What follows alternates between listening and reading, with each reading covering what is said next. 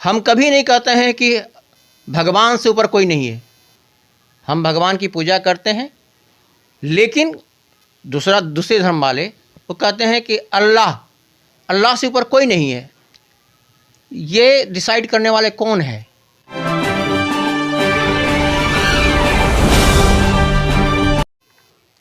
नमस्कार, मैं चंद्रकांत मिश्रा और आप देख रहे हैं टुडे 24.in। आज एक विषय पर बात करने के लिए हमारे साथ में डॉक्टर पुरुषोत्तम जी हैं। सर, स्वागत है आपका। आपका भी स्वागत है सर। मैं आपके माध्यम से मैं अपने दर्शकों को भी नमस्कार करता हूं, स्वागत करता हूं। सर, आपका चयन हमने इसलिए किया क्योंकि आप पहले हिंदू महासभा के बिहार प्रदेश के अध्यक्ष भी रहे थे। कुम्हरार से आपने चुनाव भी लड़ा है, आप पूर्व प्रत्याशी भी हैं। एक विषय वस्तु सामने आ रही है कि आपने भी देखा होगा, आप भी सोशल एक्टिविटीज़ में हैं, तो आपने देखा होगा कि नीतीश कुमार जी ने एक बात कहा है कि जो लोग भारत को हिंदू राष्ट्र बनाना चाहते हैं वो गलत सोचते हैं, गलत कहते हैं। इस पे आप क्या कहेंगे? मुझे लगता है कि नीतीश कुमार जी बहुत संकीर्ण हो चुके हैं, संकीर्णता के दायरे में इस कदर आ चुके हैं कि उन्हें जातिवाद करना उचित प्रतीत होता है और दूसरे धर्मों की भी बात करें तो उसका सम्मान करते हैं, लेकिन उनको अगर किसी से एलर्जी है तो हिंदू से ही है, जबकि स्वयं भी वो हिंदू हैं। लेकिन जैसा आपने बताया, मैंने भी सुना है कि हिंदू राष्ट्र से उनको परेशानी हो रही है। मैं सीधा से प्रश्न करना चाहूँगा कि अभी वो जो जातीय गणना करवा रहे हैं और ओबीसी विद्यालय की स्थापना उन्होंने की है, आखिर ये क्या है? इसके पूर्व में हमारे पूर्व मुख्यमंत्री लालू प्रसाद ने भी चरवाहा विद्यालय खुलवाया, तो चरवाहा विद्यालय का क्या परिणाम आया? सुपरिणाम आया, कुपरिणाम ही आया। ऐसा नहीं कि सारे चरवाहे ग्रेजुएट हो गए।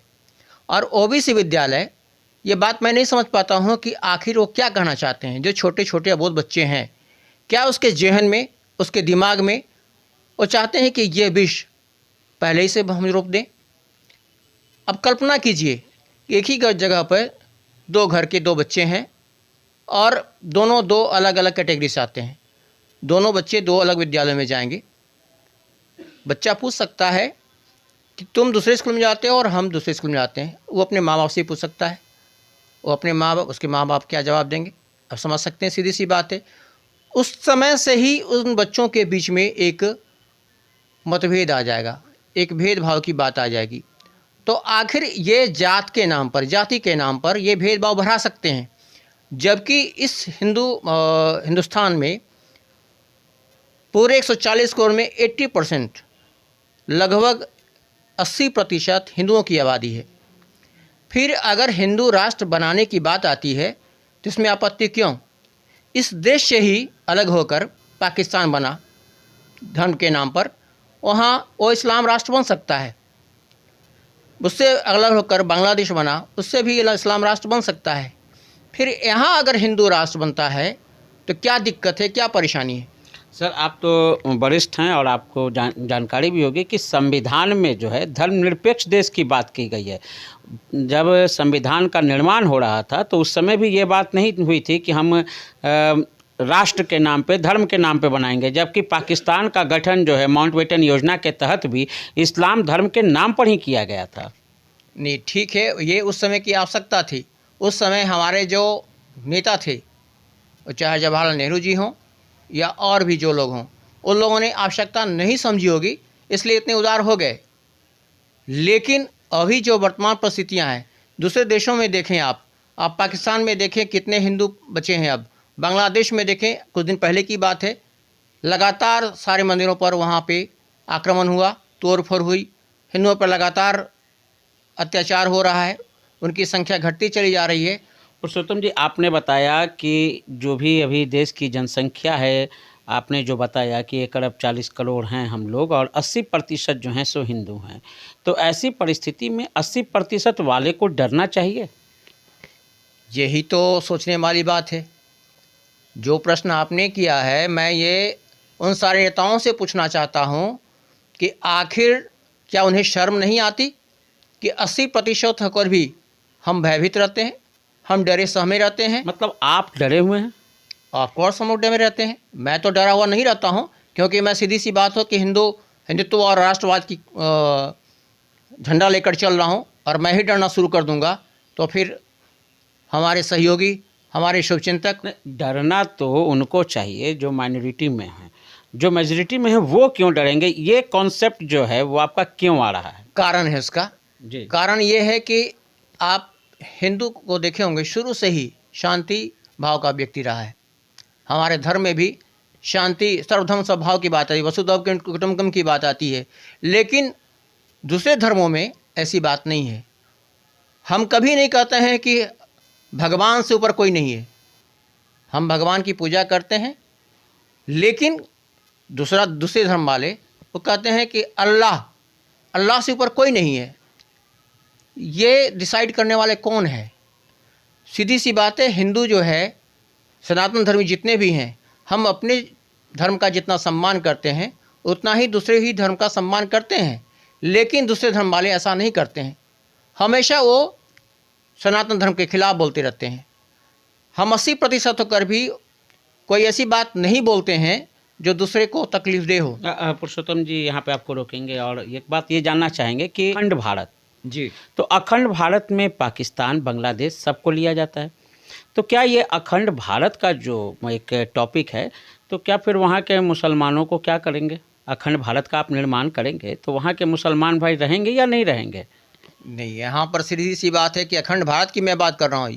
ये मैं नहीं कह रहा हूँ कि इस अखंड भारत में सिर्फ हिंदू रहेंगे। जो मुस्लिम हैं या ईसाई हैं या कोई भी अन्य धर्म का व्यक्ति है जो है वो रहेंगे।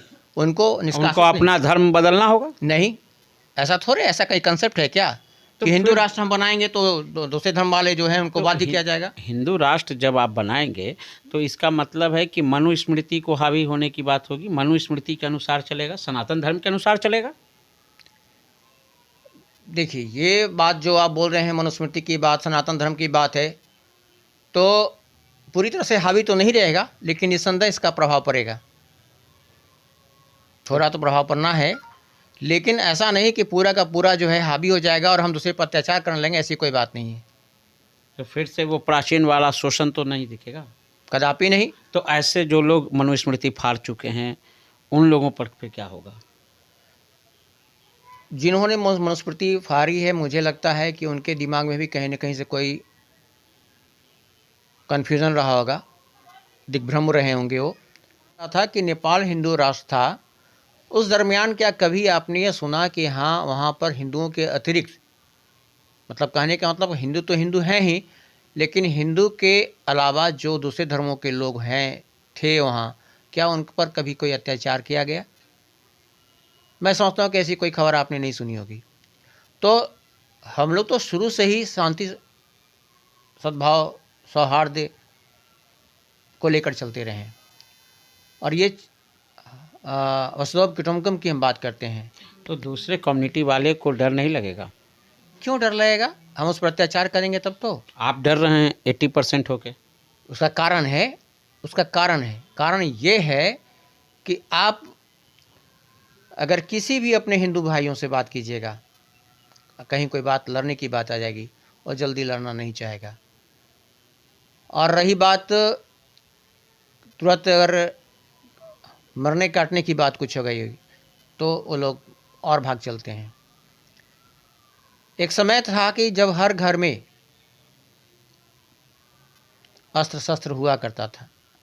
आज की तिथि में हर घर में सिर्फ आपको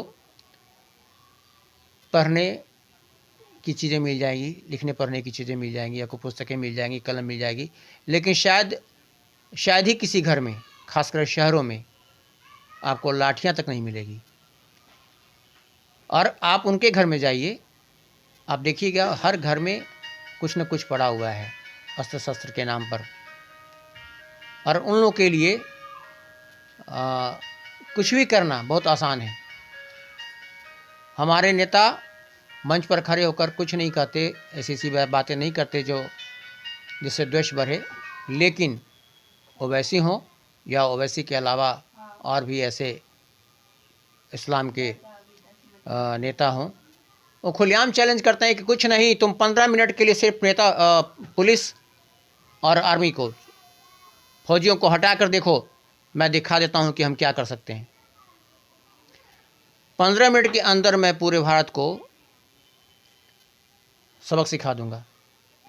अच्छा, ये मतलब अब पूरी तरह से आपका ये मानना है कि हिंदू राष्ट्र होना चाहिए? एकदम मानना है।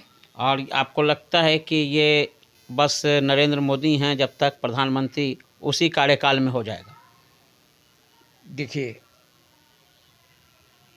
ये मैं नहीं कहता, जो अब तक समीकरण बन रहे हैं, अब तक जो गतिविधियां रही हैं, ये सारे उन्हीं संकेतों की ओर ले जाता है कि ऐसा इनके रहते हो जाएगा।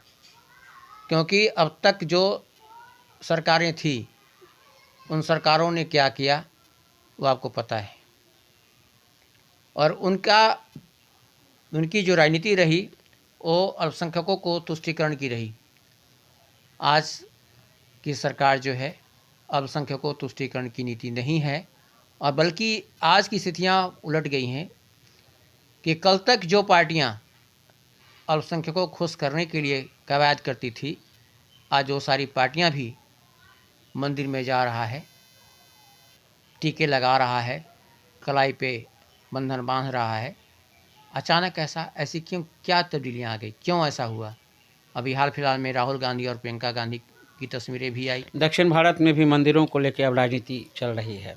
जी, तो कहने का मतलब ये है कि समय के साथ बदलाव बहुत कुछ आ चुका है, और पूरा हिंदू समाज अब जागृत हो चुका है। वो जान रहा है कि मेरा हक क्या है और हमें हक लेके रहना है। चलिए, आपने इतना समय दिया सर, इसके लिए बहुत बहुत धन्यवाद। आपका भी बहुत बहुत धन्यवाद। दर्शकों को भी नमस्कार। Thank you. तो ये थे डॉक्टर पुरुषोत्तम जी, हिंदू महासभा के बिहार के पूर्व प्रदेश अध्यक्ष और कुम्हरार के विधानसभा के पूर्व प्रत्याशी भी रह चुके हैं। इन्होंने अपनी बातों को बखूबी तरीके से रखा है कि क्यों हिंदू राष्ट्र होना चाहिए। नीतीश कुमार ने जो कहा उस पर उन्होंने सवाल भी उठाया कि जातिवादी का जो गणना कर रहे हैं वो कैसे हिंदू राष्ट्र से बच रहे हैं। इन सब कई तरह की बातों से जुड़े हैं, लेकिन एक बात तो ये तय है कि हिंदू राष्ट्र घोषित करने से पहले संविधान को भी जानना होगा और उस पर भी ध्यान देना होगा कि संविधान में जो बातें लिखी हुई हैं वो धर्मनिरपेक्ष है। पाकिस्तान का जो गठन हुआ है वो धर्म के नाम पर हुआ था, वहाँ पे इस्लाम धर्म चला, और यहाँ पे धर्मनिरपेक्ष है, सभी धर्म का भाव है। हमने उनसे जानने का भी कोशिश किया कि अगर 80% हिंदू हैं तो फिर हिंदू क्यों डर रहे हैं, उसका जो उनके नज़र में जो कारण था उन्होंने बताया। तो इस तरह के कई सवालों को लेकर के हम वरिष्ठ जो लोग हैं उन लोगों से बातचीत करेंगे और इसे सामने आप लोगों के सामने इसको हम साझा करेंगे। तो इसी तरह की तमाम खबरों से जुड़े रहने के लिए आप हमारे चैनल को लाइक करें, शेयर करें और सब्सक्राइब करें। आपके तमाम सवालों के जवाब की जीत के साथ मैं Chandrakant Mishra, today24.in। Thank you. Video को लाइक करें, शेयर करें, सब्सक्राइब करें और तमाम तरह की खबरों से जुड़ने के लिए बेल आइकन को ज़रूर दबाएं। धन्यवाद।